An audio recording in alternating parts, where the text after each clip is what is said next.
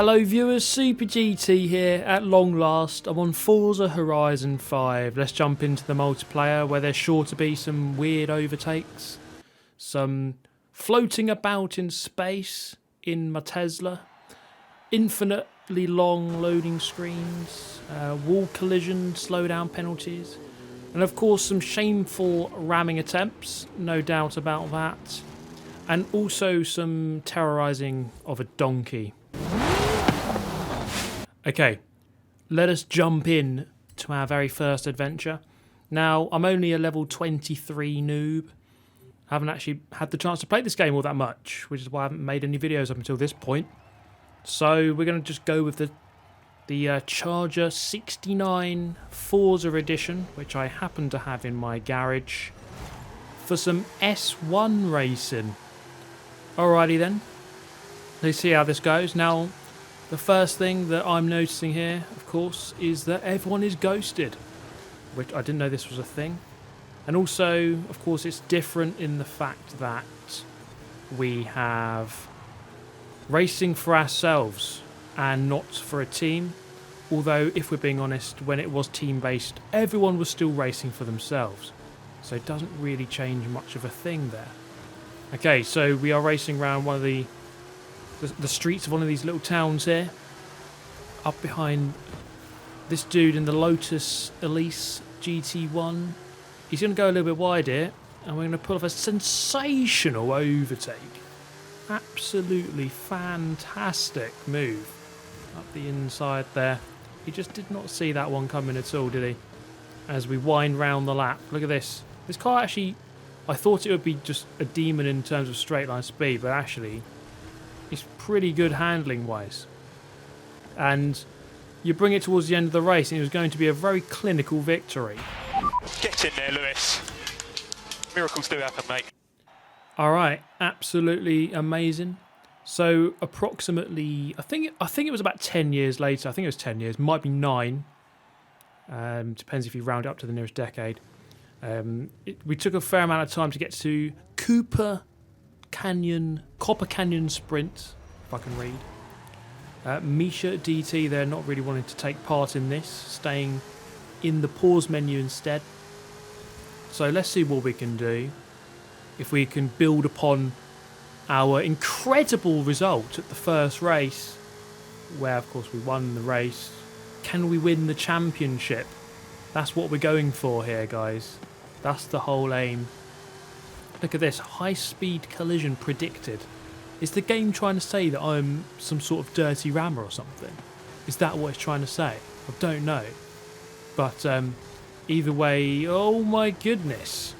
Well, I rammed the barrier pretty hard and then I pressed the freaking rewind button by some sort of weird impulse. And that sent me back many years into the past and many positions into the past. So I managed to get past this dude here, Chaponka, and then this guy was having a bit of a mare, flying up the cliff, and then I was having a mare as well. With the two words you just don't really want to hear in your life, wall collision. But anyway, a little bit later on, I was fighting for the coveted 6th position against James Bond, who was deploying smoke screens against me, but we kind of easily dispatched him and continued our journey towards the finish line, where we did finish 6th. There it is. Now we move on to race number 3, hoping to go a little bit better here. Paul Walker there, deciding to just stay on the start line. Now, let's continue with this one. This is a cool little circuit, and I need the tighter corners, it seems, because I did really well in the first race, but not in the second, where there was less corners. Now, a couple of guys there having an absolute nightmare through that first sector. And it was actually quite good having actually, I was going to say, he's going to miss a checkpoint. He gets sent back in time. Lots of people getting sent back in time here. So it turns out time travel is a thing. It is a thing. And I've completely lost my train of thought. So we're just going to continue through the final corner. Up behind our main rival for the championship, the Madridista BM, that guy there in the Lotus Elise GT1. Now, what was I saying? Can't even remember. There's just too much going on, guys. It's just absolutely crazy. But do let me know your thoughts on Horizon 5, because, you know, in many ways it's the same sort of game in a new skin, new map, as we go for the cheeky high-speed collision predicted ghosted overtake, really just abusing the way the game works. Let's have another look at that. Absolutely incredible stuff. I don't know why F1 drivers don't do that. Just go through your opponent. I mean, why aren't they doing that? Why aren't they doing that? And then he actually he gets sent back in time, and his chances of winning the race are greatly diminished after that. So we're going to continue our merry little way, hopefully to victory here. But then I get a little bit overexcited and forget to press the brake pedal here and collide with some rocks. And that slows me right down. And this guy's right on my tail now in the final couple of corners. And you're just sensing, is there going to be a big ram into the final corner? He's within range, but I go in nice and early to protect myself. But there we go. It's going to be another win. Yes! Well done, mate. Oh, that's excruciating. Absolutely incredible. You can see the joy my victory brought to this lady here as she pulls off some incredible dance moves. And I move into a 2-point lead in the championship. This is exactly what the crowd want to see. Forget about F1. This is where the real drama is at. This is what we really want to see. So we've come along to race number 4 on some other circuit, which I don't know. Well, it's not even a circuit, it's a sprint race. And we're trying to make our way through the pack. Now, this car choice, it was good for some things, but unfortunately it only has 4 gears, and I'm bouncing off the limiter in 4th at about 80 something miles an hour. Now, okay, that is not going to help because this track seems to have a lot of straight lines, and it also has this corner here which I just completely seem to forget about and get another wall collision penalty. And I've got to say that getting those wall collision slowdown penalties is borderline on a par with just dying, to be honest. It really is that bad. It really is horrific. When you get slowed down like that, it's just not a nice feeling at all. And I really wish to not go through that pain ever again.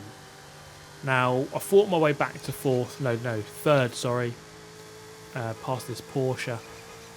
And bit of damage limitation here in round number 4. Our main rival in the championship won the race, which is not good, which means we have a 4-point deficit going into the final round of the season. Round number 5. It's the Goliath. And this is exactly what I didn't want. It's a whole lap of the map. Lots of straight lines.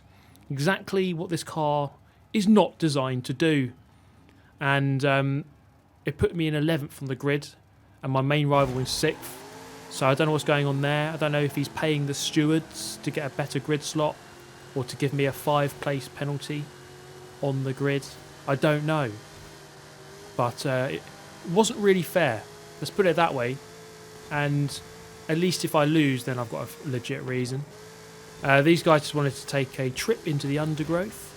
This guy comes back on and slows down quite admirably.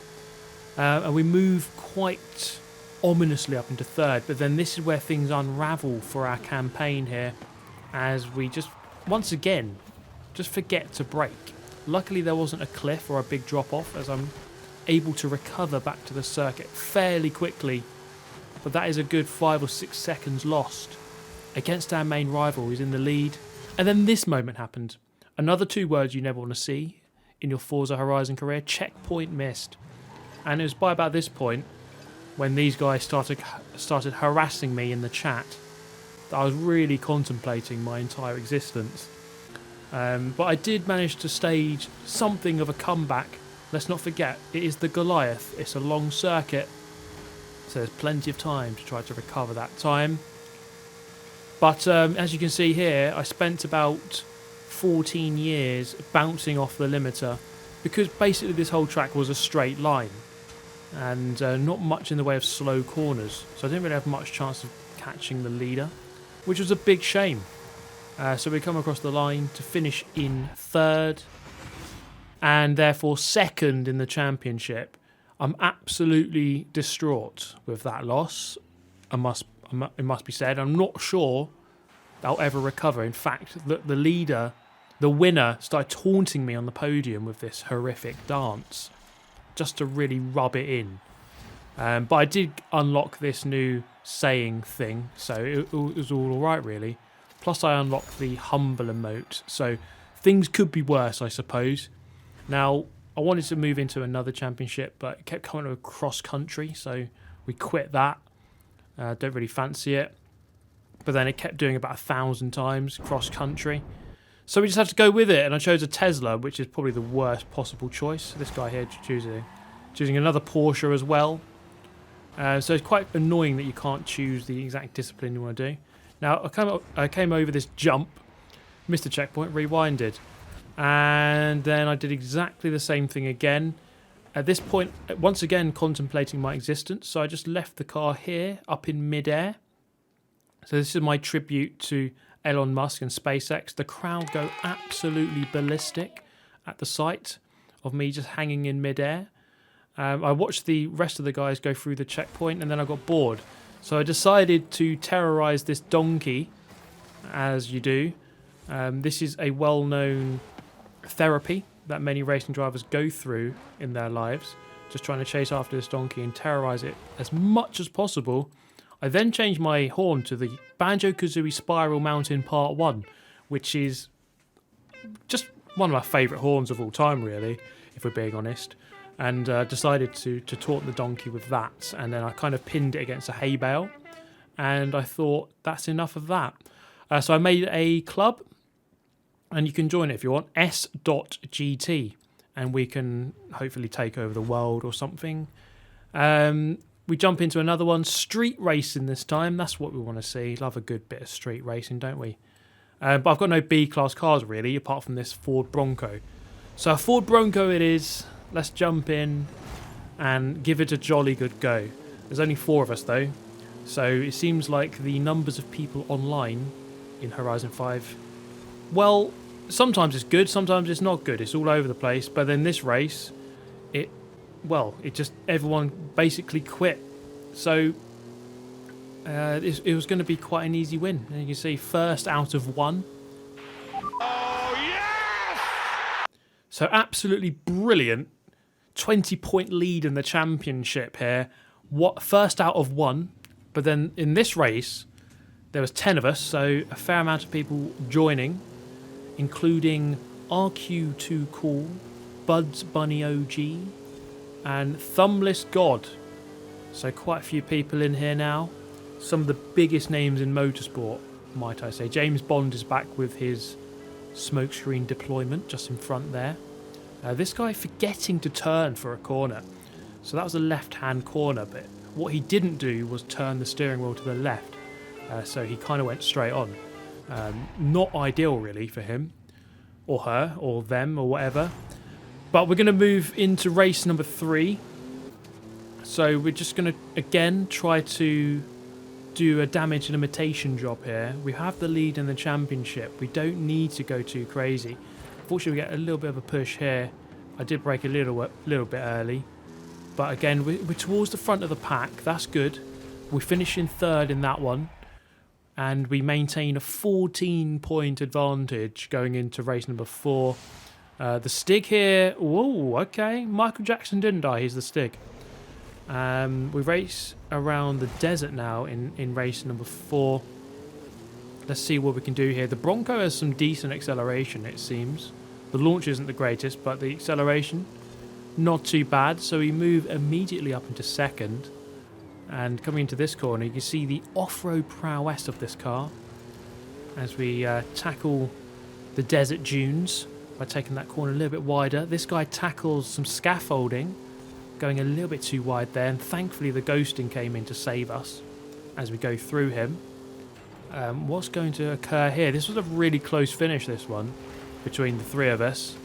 As we come round 3% of the race left to go, down the hill, over the finish line. It was a very close one, but it's going to be a second place.